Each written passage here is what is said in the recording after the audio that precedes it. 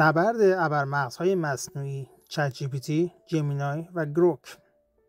در چند سال گذشته یکی از هیجان انگیزترین رقابت‌های دنیای فناوری بین چند موجود عجیب و غریب رقم خورده. موجوداتی که نه گوشت و پوست دارند، نه مغز و اعصاب، اما با سرعتی باور نکردنی فکر می‌کنند، می‌نویسند و حتی گاهی از انسان هم خلاق‌ترند. این موجودات همان مدل‌های زبانی بزرگ یا LLM ها هستند. مغزهای دیجیتالی که حالا تبدیل به دستیارهای هوشمند ما شدند. در میان صدها مدل هوش مصنوعی سه نام بیش از بقیه در ذهن مردم مانده است. چت جی پی تی از شرکت اوپن ای آی، جمینای از شرکت گوگل دیپ مایند و گروک از شرکت ایکس ای آی به رهبری ایلان ماسک. اما این سه فقط شبیه به هم به نظر می رسند. در واقع هر کدام فلسفه، سبک و دنیای مخصوص خودشان را دارند. بیایید با هم به دنیای این غول‌های فکری سری بزنیم و از ویژگی‌های آنها بیشتر اطلاع پیدا کنیم. بخش اول، چت جی پی تی، پیشگام دنیای مکالمه با ماشین‌ها. اول از همه چت جی پی تی را داریم. مدلی که تقریباً همه ما حداقل یک بار با آن گفتگو کرده ایم. چت جی پی تی در واقع دروازه ورود مردم عادی به دنیای هوش مصنوعی مولد بود. وقتی در اواخر سال 2022 منتشر شد، دنیا را غافلگیر کرد.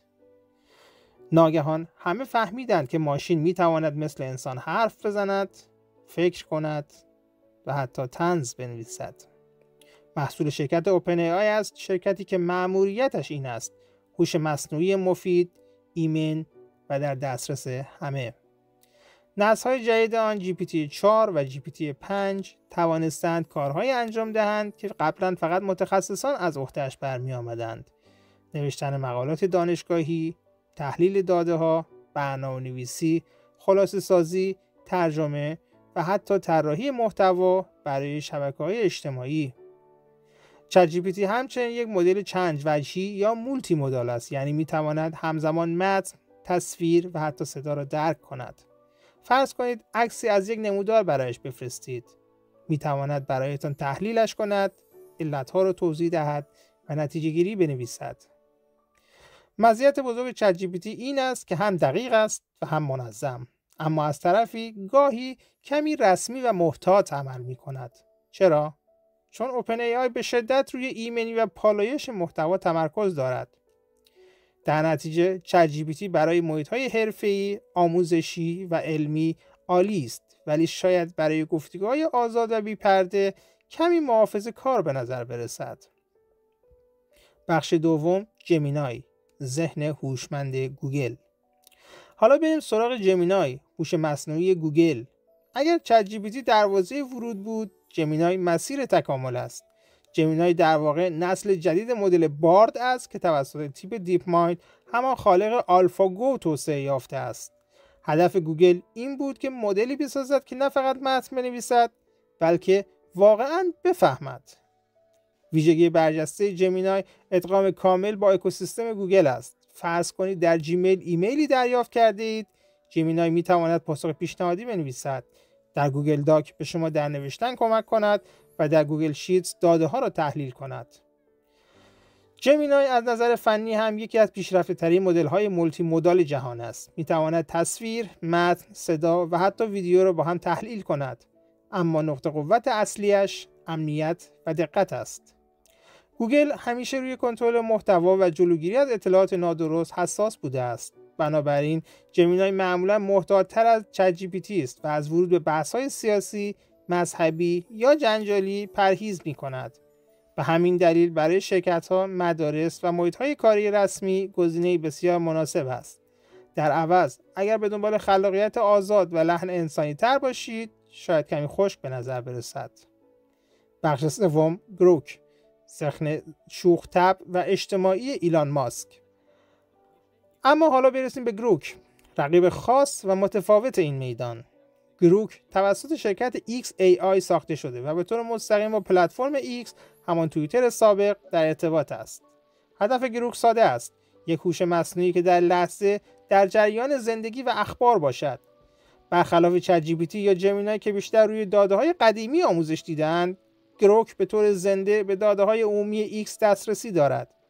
یعنی اگر همین حالا اتفاقی در جهان رخ دهد، گروک میتواند همان لحظه درباره‌اش حرف بزند، نظر بدهد یا حتی شوخی کند. لحن گروک با دو مدل دیگر کاملا فرق دارد. صمیمیتر است، گاهی شوخ‌طبع و حتی طعنه‌آمیز. احساس می شود با یک کاربر فعال شبکه اجتماعی حرف میزنید، نه با یک دستیار رسمی. البته این آزادی لحن هزینه هم دارد. گروک گاهی از دقت علمی یا منبع دقیق فاصله می گیرد، اما برای دنبال کردن اخبار زنده، گفتگوهای فرهنگی یا تحلیل روندهای اجتماعی انتخابی بسیار جذاب است. بخش چهارم، فراتر از این سه رقابت. رقابت در دنیای LLM ها جالب است بدانید که فقط بین این سه مدل نیست. در جهان امروز ده‌ها مدل هوش مصنوعی در حال توسعه‌اند. برای مثال کلاود از شرکت آنتروپیک که به دقت و اخلاق گفتگو معروف است، میسترال AI از فرانسه که بر مدل‌های متن باز تمرکز دارد و لاما از شرکت متا که برای تحقیقات و توسعه اوپن سورس ساخته شده است.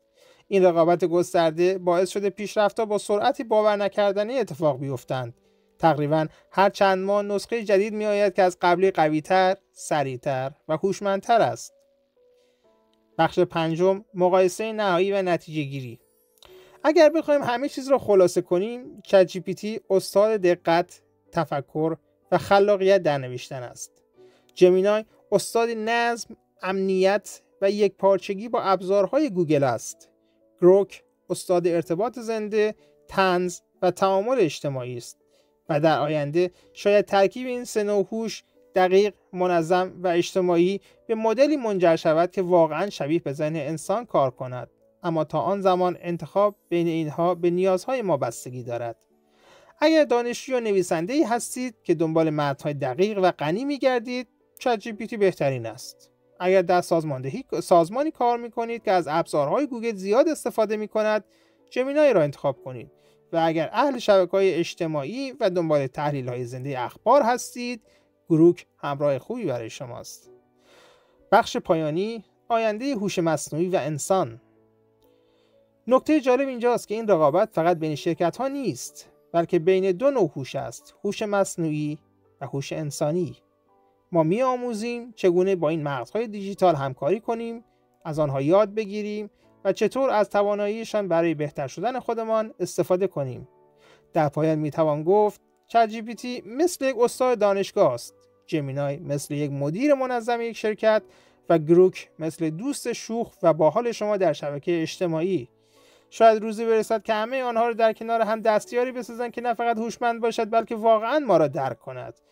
اگر از این ویدیو خوشتون اومد، از شما صمیمانه خواهش میکنم این ویدیو رو لایک کنید و در صورت امکان با دوستانتون به اشتراک بذارید. برای همه شما آرزوی بهترین ها رو دارم، با آرزوی ساعتی خوش.